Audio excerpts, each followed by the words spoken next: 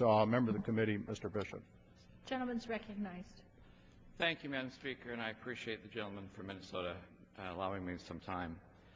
I come down here in an effort to try and talk perhaps somewhere balancing this particular act. There is nothing wrong with child nutrition.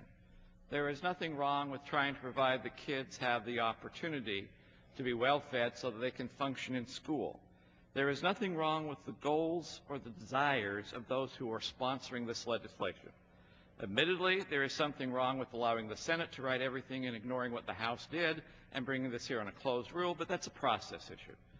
What I wish to do here today, though, more than anything else, is to plead the 10th Amendment, that there are great and noble goals within this particular bill, but this body is not the only place in which great and noble goals can be accomplished.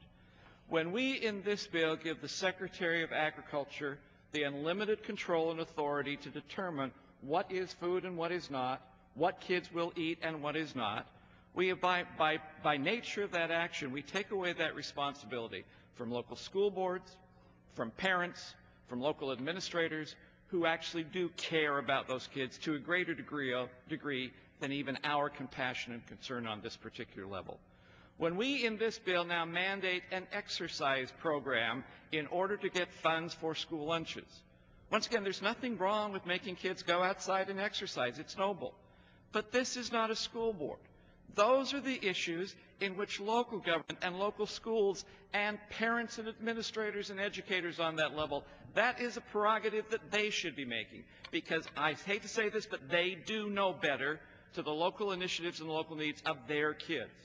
When you add 17 new federal programs in this particular bill, you automatically, if nothing else, take away the ability of schools to concentrate in what they think is more significant and more important. When you in this bill allow the federal government to establish what will be paid for a school lunch, you take, once again, flexibility away from local people to meet the needs of their particular area. There is nothing wrong with the goals and attitude and hopes of this particular bill. But we're not a school board. That's why they are there.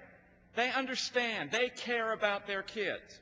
They should be empowered to make these kinds of decisions, not mandated on how those decisions should be made. Like I say, I appreciate the sponsor. I appreciate the leader of this committee. I appreciate his goals. But once again, not every idea has to germinate in Washington. Not every concept has to be authorized, funded, and regulated in this particular body. I plead the 10th Amendment. Thank you, Madam. Gentleman yields back.